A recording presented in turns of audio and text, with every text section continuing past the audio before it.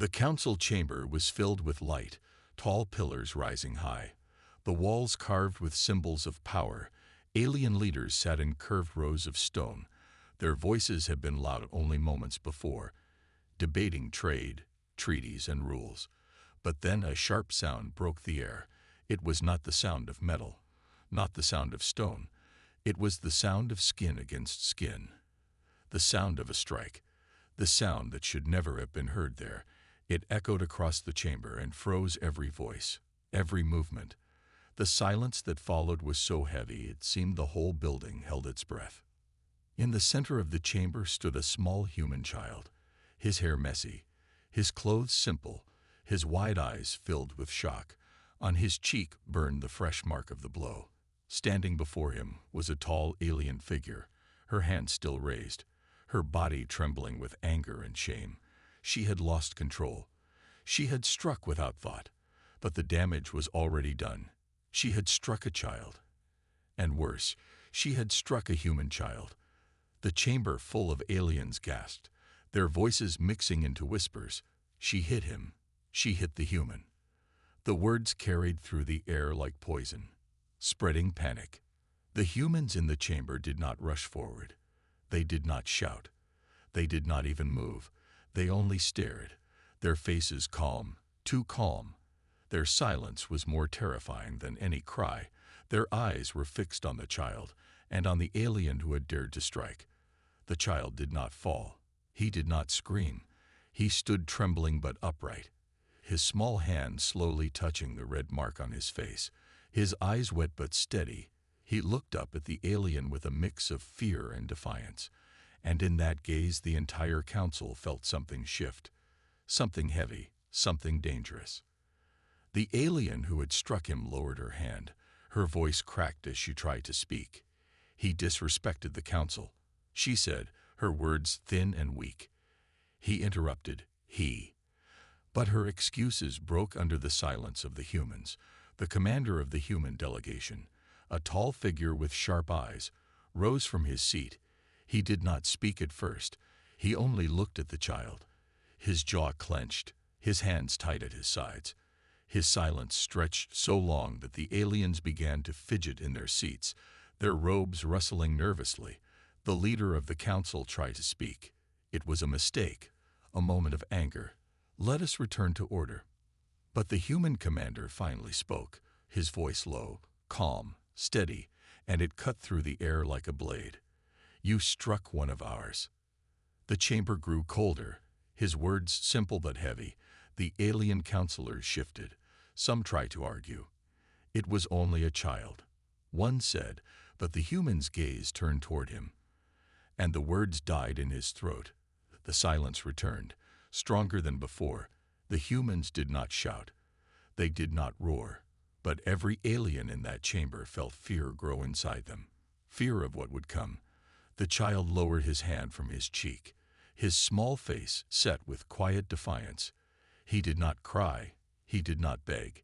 He only stood, and that silent strength made the aliens tremble more than tears ever could. The alien who had struck him tried again to defend herself. He insulted me. But her voice cracked. She could not look into the eyes of the humans. The commander finally took a step forward, his boots echoing loudly in the chamber, the sound like thunder in the silence. Every alien flinched at the sound, though it was only footsteps. He stood beside the child, his hand resting gently on the boy's shoulder, his voice calm but sharp. You did not strike him alone. You struck us all. The words sent a shiver through the chamber. Aliens whispered in fear, some looking at each other, wondering if they had just witnessed the beginning of something far worse than a council meeting. The child stood straighter at those words, his eyes steady now, no longer just a child but a symbol, a flame lit in a small body. The humans behind him rose one by one, their silence heavier than war drums. The aliens in the chamber felt their throats dry, their hearts race. They remembered stories whispered in the dark about Deathworlders, about humans who never forgave, never forgot. They remembered warnings about what happened to those who harmed even one of them. But now it was no story. It was before their eyes. The council leader slammed his staff against the floor, trying to regain control. "Enough," he shouted. "This is a council of law, not of vengeance." But his voice shook, and no one believed his words. The humans still did not shout. They did not make threats, but their silence carried more weight than 1,000 weapons. The commander looked around the chamber, his gaze cold. "This is not forgotten," he said simply. "This will be answered." The aliens gasped again, their whispers filling the air like rustling leaves in a storm. They did not know what that answer would be, but they knew it would come, and it would be terrible. The child at last spoke, his voice small but steady. "I am not afraid," he said, his words simple, but they struck the chamber like lightning. The aliens froze. The humans stood taller, and the alien who had struck him took a step back, as if she had been hit herself. The silence returned, but it was no longer simple silence. It was a promise, a shadow, a warning. The council chamber that had always been a place of power now felt like a cage holding something too dangerous to contain. The aliens looked at the humans and saw not just people, but deep-worlders. And in that moment they knew that justice was coming, and it would shake the stars. The silence in the chamber felt like a storm waiting to break. The eyes of the entire alien council locked on the human child and the human commander, who stood firm and silent. No one dared speak. The air was thick with tension. Every alien felt it, the weight of the moment pressing down on them, suffocating them. The child, still trembling slightly but standing with a quiet strength that even the most seasoned warriors would envy, looked up at the commander. His gaze was steady, showing that despite the pain, he would not be broken. The humans around him did not speak either. They simply stood, their silence more terrifying than any shout could ever be. The alien who had struck the child, once so confident in her position, now stood uncertain, her body tense. The sharp slap of her hand against the child's cheek had shattered something inside her, something she couldn't explain. She had been trained for battles, for wars, but this was something different. Her eyes flickered, catching the commander's cold stare. His words from moments ago, "You struck one of ours, you struck us all," rang in her ears like a death sentence. Fear was creeping into her, slowly at first, then faster, like a fire spreading. She felt small, weak, and she couldn't understand why. The humans didn't need to raise their weapons. They didn't need to shout. Their calmness made her feel more helpless than if she had been facing an entire fleet. The council leader, still holding his staff, tried again to regain control of the situation. He slammed the staff against the stone floor, the sharp sound bouncing through the chamber. "Enough," he boomed, trying to return to the business of law, of power. "We are not here to resolve personal disputes. This is not the place for your revenge." But even as he spoke, he knew his words were falling flat. The humans were not here for revenge. They didn't need to be. They were here to remind the aliens of something they had long forgotten. Justice was not always about force. It was about principle, about respect. The commander's voice broke through the council's growing panic, calm and cold. "You are right about one thing," he said. "This is not revenge. This is justice, and it will be delivered." The council was silent now, all eyes on the human commander. The atmosphere had shifted completely. The words justice hung in the air like a promise, a warning. They knew the humans were not leaving until they had what they came for, respect. And if the council could not give it to them, they would take it, in a way that the aliens never expected. The alien who had struck the child shifted uncomfortably, her gaze shifting to the other council members, looking for support. But none came. Her actions were inexcusable, and she knew it. She had expected the humans to fight back with anger, to lash out in rage. But instead, they stood, quiet and steady, their very presence making the air grow thick with the fear she now realized was coming for her. Her throat felt dry, and she swallowed hard, her voice barely a whisper. "I didn't mean. I didn't." But the commander cut her off with a single word, his voice as sharp as a knife. enough. The council leader, still struggling to maintain control, said, "You ask for justice, but you have broken our laws. We will not simply let this pass without consequence." His voice had a desperate edge, but his eyes held no conviction. His words had become an empty echo. The commander stepped closer, his eyes never leaving the council leader. "The only consequence that matters is the one you will now face, the one that will echo through your halls and into the hearts of every alien race that dares to strike a human." The child still stood silently beside the commander, his small figure now feeling like a beacon of strength. The alien council realized, too late, that they had underestimated the resolve of the humans. The child, though small and fragile in their eyes, was a symbol of something far greater. He was the spark that would light a fire the council could not put out. The humans would not bend. They would not back down. The council leader's grip on his staff tightened, but his hands were now shaking. He had heard the rumors, the warnings whispered across galaxies. Never strike a human. He had thought they were exaggerated stories, the kind of myth that flourishes in the dark. But now, standing in the same room with the humans, with their cold gaze, their unyielding strength, he understood. The rumors were true, and the terror in his chest was real. "Leave now," the commander said to the council, his voice icy. "Return to your homes. Tell your leaders what you've seen today. Tell them that humans are not to be underestimated, that justice will always find its way, no matter how powerful you think you are." The humans turned and began to leave, the child walking beside the commander, his small feet making soft taps against the cold stone floor. The council remained silent, still frozen in their seats, watching them go. And as they did, the weight of what had just occurred settled on them. The humans had not fought with weapons or bloodshed. They had fought with their presence, their principles, their unbreakable will. And the council could feel it. They had lost. The council leader sat back in his chair, his staff clutched tightly in his hands. He didn't speak, but in his eyes, there was something new, something that had never been there before. Fear. And as he stared at the humans leaving the room, he knew that the balance of power had just shifted, and the galaxy would never be the same again. The chamber was still, but the tension in the air was palpable, heavier than any weapon or force could bring. The alien council sat frozen, their gazes never leaving the humans as they exited the hall. The small child, who had moments ago been struck in front of them, walked with the commander, his head held high, his steps steady. The hum of the chamber's lights seemed too loud in the silence, and yet the echo of the child's defiance filled the room more than any sound ever could. The council members exchanged nervous glances, their voices hushed, their confidence cracking. The leader, still clutching his staff, felt a weight in his chest.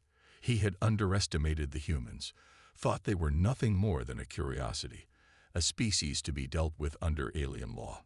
But this was no ordinary species. He had seen them fight, seen their strength in battle. But today, he had witnessed something far more dangerous than any weapon. He had seen humanity's resolve. It was a force that no army could defeat, no fleet could overcome, and no law could silence. Outside, the humans gathered in quiet groups, their faces calm but sharp. The child was no longer trembling. He had found strength in the silence, in the moment that had shaken the council to its core.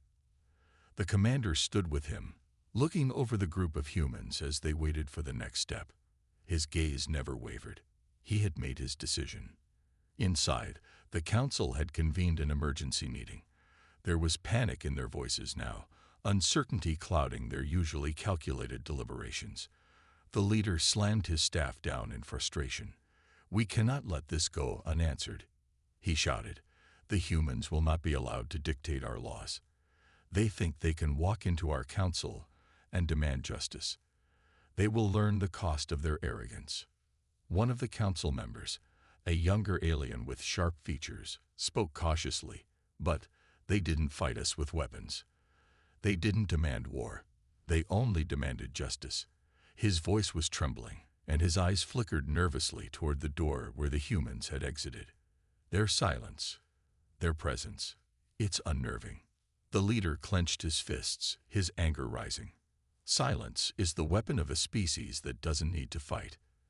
They've shown us something we can't fight with our fleets, our guns, or our laws. We must respond, but not with war. We must respond with the one thing that might make them understand their place. What do you suggest, then? Asked another council member, her voice tight. The leader turned, his eyes burning with cold resolve. We send them a message, something they cannot ignore, something that shows them that we, the council, do not bow to anyone, no matter how strong or silent they think they are. We must give them a reason to fear us, to understand that while they may hold their morals high, we hold power in our hands. The young alien spoke up again. But what if this backfires? What if our response strengthens them even more? What if we escalate it further and they come for us? The room fell silent. The truth of that question sank in. What if the humans were more than they could handle? What if their message of justice was stronger than their weapons of war? The council leader paused, the weight of the decision heavy on his shoulders. For a long moment, he said nothing. And then finally, his voice came again, quieter, but with a finality to it. We will offer them a deal, a choice. We show them that we still hold the power, that we still control this council. But if they refuse, if they do not back down. He looked around the room at his fellow council members, the fear and uncertainty reflected in their eyes. Then we must show them why no one challenges the council. Outside, the humans waited. The commander stood with his back straight, his gaze unwavering. The child was with him, standing still but no longer afraid. Every human around them waited in quiet expectation. No one spoke, but it was clear they had come for justice, and they would not leave without it. Suddenly, the doors to the chamber opened, and the alien leader entered, flanked by his council members. His eyes locked onto the human commander, and for a moment, there was a silence that stretched between them. No words, just a heavy gaze. The tension in the room was unbearable. Finally, the alien leader spoke, his voice not as confident as before. "Human commander," he said, his voice measured but still firm. "You seek justice for the actions of one of our council. We have considered your words carefully, and we offer you a choice." The humans stood still, their silence giving no indication of what they would do next. The alien leader's words continued. "We will not punish the council member who struck your child, but we will send a message. She will be removed from her position, sent to work in the outer colonies. She will not return to power. That is our offer. Accept it and leave in peace." The human commander stepped forward, his expression still calm, but his voice carried weight. "Your offer is a weak one. You think you can simply dismiss her and think the matter will end. You think that justice can be bought with exile." His eyes hardened. "No, justice is not about punishment. It's about respect. The respect you deny to that child, and to us." The council shifted nervously. The commander's words hit harder than any weapon could. The room seemed to hold its breath, waiting for the next move. The alien leader's gaze faltered, and for a moment, the silence in the room felt like an answer in itself. The humans would not accept anything less than true justice. The leader's voice faltered slightly as he spoke again. "Then what do you propose?" The commander's answer was simple, but his words carried the weight of a promise. "You will return the council member to us. She will stand trial before our people, and only then will justice be served." The alien leader's eyes widened in disbelief. You would allow this?" The commander nodded slowly, his expression unwavering. "We will allow it, but this time you will answer to us. The trial will be ours." The tension that followed felt like the calm before the storm. The aliens stood frozen, and the humans, resolute in their demand for justice, waited. The council leader knew, in that moment, the power had shifted again. He was not in control anymore. The Deathworlders had made their point. Justice would be served, or there would be consequences. The alien council sat in silence, each member looking at one another with uncertainty, their once unwavering authority now cracked. The words of the human commander lingered in the chamber like a heavy fog. The tension between them was palpable, thick enough to suffocate any hope of resolution that didn't involve giving in to the humans' demands.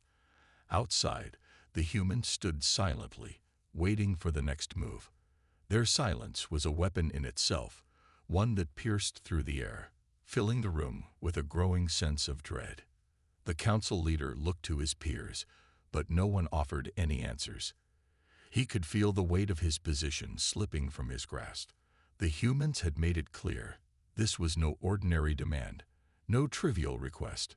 They wanted justice, and they would not leave without it. He had hoped the offer of exile would be enough, but the humans had refused it. They were asking for something deeper, something that could not be bought or ignored. The aliens were now faced with a choice that would affect not only their council but their entire future. Finally, the leader's voice broke the silence. "The humans have made their demand," he said, his voice low, tired. "We have no choice but to meet them on their terms. Prepare the trial." The words hung in the air, heavy with finality. The council members looked at one another, some with fear, others with disbelief. The idea of allowing a human trial, allowing the Deathworlders to determine justice for one of their own, was unthinkable. But the alternative, the threat of escalating this further, was even worse. The humans had shown them that they were not just victims. They were a force to be reckoned with, and the council leader had no choice but to admit it. Back outside the chamber, the humans stood still, their faces unreadable, waiting. The child, no longer trembling, stood beside the commander. He was no longer just a symbol of their suffering.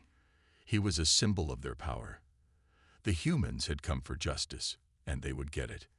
Hours passed before the council finally gave their response. The alien leader appeared before the humans once again, this time not with the arrogance and authority he had earlier, but with a defeated air. "The trial will take place as you have demanded," he said, his voice resigned. "But know this, our laws are not the same as yours. What you call justice may not be the same for us." The human commander did not flinch. "Justice is justice, no matter the laws," he said coldly. "You've shown us who you are, and we will show you what humanity is capable of." The alien leader's eyes narrowed, but he said nothing.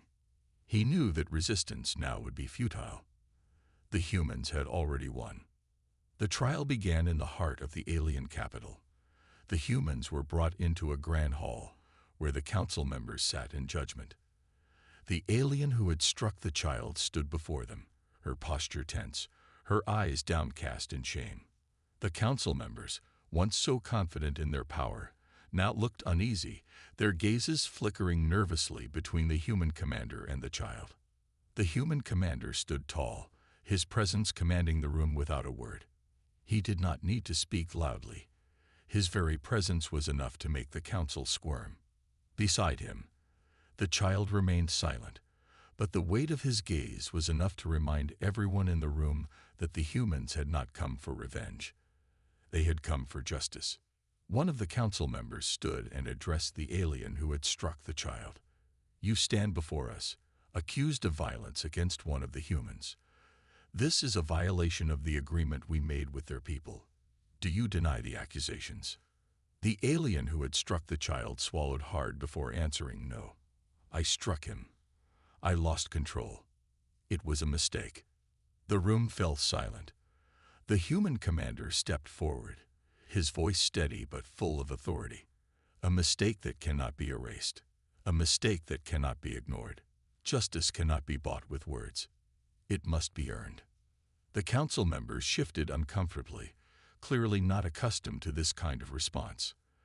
The alien who had struck the child opened her mouth to speak, but the human commander silenced her with a single raised hand.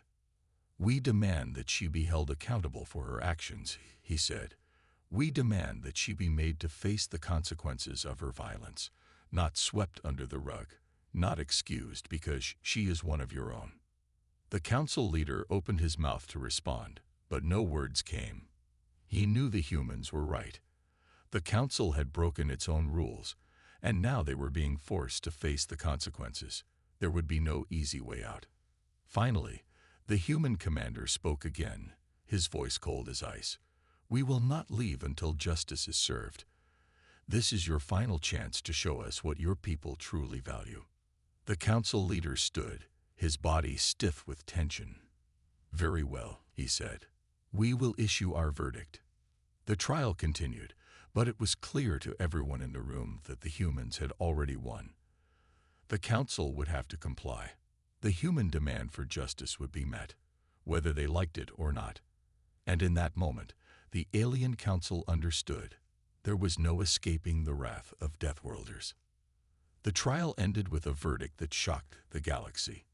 The alien who had struck the child was stripped of her position and exiled to the farthest reaches of space. But even as she was led away, the council knew that her punishment was not enough. The true cost of their mistake had already been paid. They had lost their authority, their control. They had been forced to acknowledge the power of humanity, and that power would not be forgotten. The humans had come for justice, and they had made the galaxy tremble. The trial was over, but the air inside the council chamber still crackled with the tension of what had transpired. The council members, once so sure of their control over the galaxy, now sat hunched, their eyes lowered in shame. The verdict had been handed down, and it was one that none of them could ignore. The alien who had struck the human child was exiled, her position taken from her and given to someone who would not make such a mistake. But the punishment was not the point. The real cost was far greater than any sentence. The humans had made it clear. Justice was not a game, and they would not tolerate the mistreatment of one of their own. The human commander stood still, his arms crossed, his gaze unwavering. The child, once trembling, now stood tall beside him, his small body now carrying the weight of something more powerful than any weapon. The truth that no one, not even the powerful council, could escape. The humans had shown them that their silence was more terrifying than any scream, their resolve more powerful than any army. The council leader, his hands trembling as he gripped his staff, finally spoke. His voice was weak, uncertain. This is not the way of our people," he said. "But we have seen your strength, your resolve. You have forced us to face our own weaknesses." The human commander stepped forward, his eyes piercing through the council. "Strength does not lie in weapons or in titles. It lies in respect. And you have not shown us the respect we deserve." A murmur spread through the room, but the humans did not react. They remained silent, their presence enough to keep the council in check. The child looked up at the commander, his eyes full of pride. He had not been broken, and neither had the humans. The council leader raised his head slowly, his eyes meeting the human commander's. For the first time, the leader saw what they had truly feared. The humans were not a species to be conquered. They were a species to be respected. They had no need for power, for wealth, for fleets or armies. They carried their strength in their hearts, in their minds, and in their unbreakable will. And that, more than anything, was what made them dangerous. The human commander spoke again, his voice low but powerful. "This is not the end. This is only the beginning. You will carry the memory of this day with you for the rest of your lives. And the next time you think of striking the human, you will remember what happens when you do." The room was silent, the weight of his words settling on every alien in the chamber. They could feel it. The fear, the respect, the knowledge that their position of power had been shattered in a single moment. The human commander turned away, leading the child by his side. The humans followed, their footsteps echoing through the chamber like the beating of war drums. As they left, the council could only watch. They had seen what the humans were capable of, and they knew that there was no going back. The galaxy would never be the same. Outside, the humans gathered in the streets of the alien city, their faces calm, their eyes sharp. The child, no longer just a symbol of their anger, was now a symbol of their victory. The humans had come for justice, and they had taken it. They had faced the most powerful council in the galaxy, and they had shown them what it meant to face humanity's wrath. The commander stood in front of them, his voice calm but full of power. "This is our victory, not just for us, but for all the children who are struck, for all the injustices that go unnoticed, for every species that has been wronged. Today we have reminded the galaxy that we do not bow, and we do not forget." The humans stood tall, their pride unshaken, their justice served. They had shown the galaxy the true power of humanity, not in weapons, not in armies, but in their unbreakable will, their refusal to be broken. They had made the galaxy tremble, and now the entire universe would remember that when you strike a human, you strike them all. The commander turned to the child, his gaze softening for the first time. "You did well," he said, his voice full of pride. "You showed them what it means to be human." The child smiled, his small face full of defiance and strength. "I wasn't afraid," he said simply. "I knew you wouldn't let them hurt me." The commander nodded, his heart swelling with pride. "That's because we never forget. We never stop fighting for what's right." As they walked through the streets, the humans were met with looks of awe and respect from the aliens around them. They had made their point, and it had been heard. The galaxy would never underestimate humanity again. And as the sun set on the alien world, the humans knew one thing for certain. Justice had been served, and no one would ever forget what they had seen that day. The Deathworlders had come, and they had shown the galaxy the true meaning of power. The humans had left their mark on the alien world. The Council's chambers, once a place of absolute power, now felt like a shadow of its former self. The alien leaders who once held the galaxy in their hands were now left with a weight they could not escape. The knowledge that they had been humbled, forced to bend in a way no one had ever imagined. The silence in the council hall was deep, suffocating, and the council members found themselves unable to speak, unable to look each other in the eye. Outside, the streets were full of murmurs, whispers of what had happened. The alien populace had seen the humans leave with their heads held high, their dignity intact. The child, now a symbol of justice, walked with them, his small steps no longer unsure, but firm and purposeful. He had faced the worst that the council could offer, and he had stood tall. The humans had not come to this alien world with weapons or threats, but with the power of justice, and it had changed everything.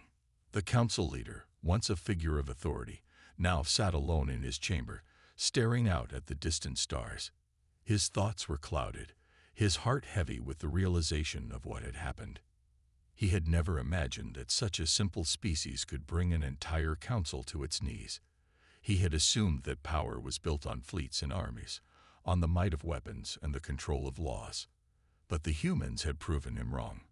It was their unshakable will, their deep sense of justice, that had broken them. And now he knew the truth. There was nothing more dangerous than a Deathworlder's sense of justice. The leader clenched his fists as he stood up, pacing back and forth. How had it come to this? He wondered. He had thought the humans were weak, just another species to be controlled, another race to be subdued by the might of the council.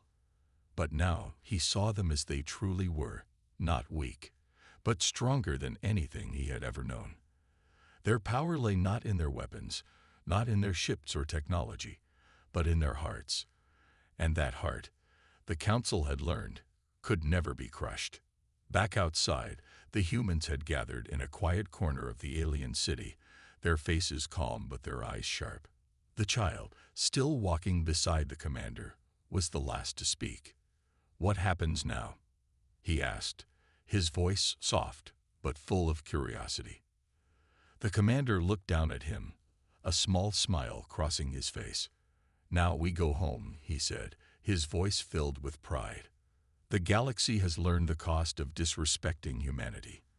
And the next time anyone dares to harm one of us, they will remember what happens when you strike a Deathworlder." The humans nodded in agreement, their eyes unwavering. They had shown the council their true strength, and now the universe would remember it.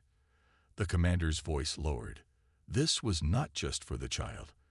This was for every human who has ever been wronged, every human who has ever been underestimated, and for every human who has stood their ground when the odds were against them.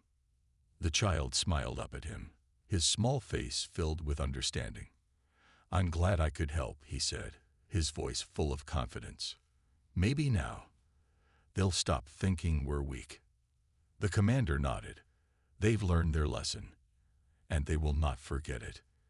The humans began to leave the city, their steps purposeful, their resolve unshaken. Behind them, the alien council sat in stunned silence, their hearts heavy with the weight of their actions. The council leader's mind raced as he thought about the future. The humans had proven that they were not to be ignored, that their justice could not be bought or dismissed.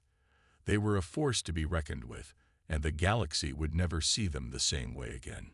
As the humans left the city behind, the council could feel the echo of their footsteps in their hearts. The silence of their departure was louder than any battle cry. The humans had not come to conquer. They had come for justice, and in the end, they had taken it. The galaxy had witnessed the power of humanity, and there was no going back.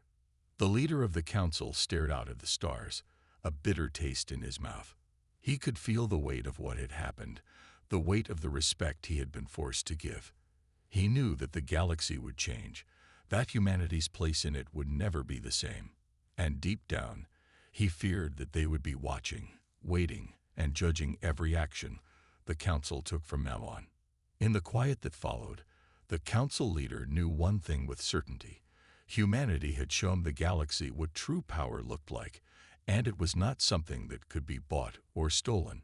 It was something that could only be earned through integrity, through justice, and through the strength of one's will. And the galaxy would never forget it. The human delegation departed the alien city in quiet triumph, but the echo of their presence remained like a storm cloud hovering over the council. The alien council had been forced to bow, not by strength of arms, but by strength of will, and the universe had witnessed their defeat. As the humans moved through the streets, their faces remained calm, their steps confident, and their silence deafening. The child, still by the commander's side, looked around with new eyes, seeing not the fear he had once felt, but the respect that now flowed through the city. Alien faces, once filled with suspicion and distrust, now seemed to acknowledge them. Eyes filled with awe, admiration, and even fear. Back at the council hall, the remaining council members sat in stunned silence, their once firm resolve shattered. Their own actions, the ones they believed to be powerful and in control, had led them to a point of no return. The alien who had struck the child had been exiled, but that was not enough. The real punishment was the loss of their authority, the realization that their position in the galaxy was no longer secure. The council leader stood before his peers, his expression tired, his mind heavy with the consequences of the trial. "We have lost," he admitted quietly. "Not to them, but to ourselves. The humans have shown us that our power, our strength, our laws mean nothing without respect, and we failed to respect them." The others in the room did not argue. They sat in silence, the weight of the truth settling in. They had thought that force could maintain control, that their laws could contain every species, but the humans had proven that justice was a force that no amount of power could suppress. In the days that followed, the galaxy watched. News spread like wildfire about the trial, the exile, and most importantly, the humans' victory, not just for the child, but for the very concept of justice itself. The aliens, once so proud and untouchable, now found themselves at the mercy of the universe's gaze. They had been humiliated, but more than that, they had been shown the truth about humanity. The Deathworlders who had been underestimated for so long were no longer seen as a threat to be feared, but as an unstoppable force to be respected. Back on Earth, the human council gathered, their faces solemn as they discussed the events. They had expected the trial to be challenging, but they had not anticipated the profound impact it would have on the galaxy.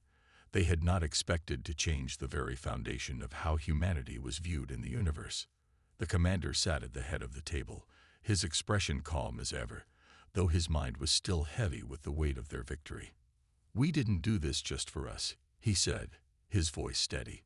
"We did it for every human out there who's ever been dismissed, ignored, or looked down upon.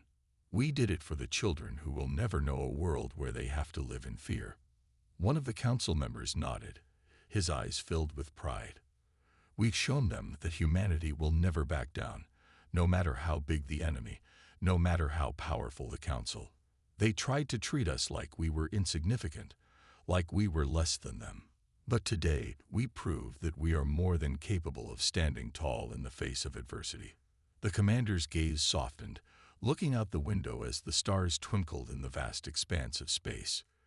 "This is just the beginning," he said. "The galaxy has seen what happens when they strike a human, and they've learned the price of disrespect. We're not here to conquer. We're here to stand for justice, for respect, and for the dignity of every human being. And anyone who forgets that will be reminded in ways they'll never forget." In the council chamber, the alien council members had gathered again, though their demeanor had changed. There were no longer any arguments, no more discussions of power or laws. Instead, there was only a grim understanding of the truth. The humans had proven that respect was not something that could be taken for granted, not even by the most powerful of empires. The leader of the council stood up slowly, looking at each of his peers. "We have learned our lesson. The humans do not forgive, and they do not forget. From this day forward, we will treat them with the respect they deserve, or we will face consequences we cannot predict." The alien leader's words were a clear sign of the shift that had taken place. The council was no longer in control. Humanity had stepped into the galaxy with quiet strength and undeniable resolve. The balance of power had tipped in their favor, and the universe would never look at humans the same way again. The final message that the humans had left behind resonated throughout the galaxy. Respect cannot be bought, it cannot be taken, it must be earned, and when it is denied, the consequences are more severe than any weapon could ever be. The Deathworlders had come for justice, and they had gotten it, not with bloodshed, but with something far more powerful: truth, strength, and the unwavering will to stand up for what is right. As the humans returned to their ships and prepared to leave the alien world behind, the galaxy held its breath. The humans had made their mark. And from that moment on, the universe would remember what it meant to challenge humanity. And the galaxy would never be the same again.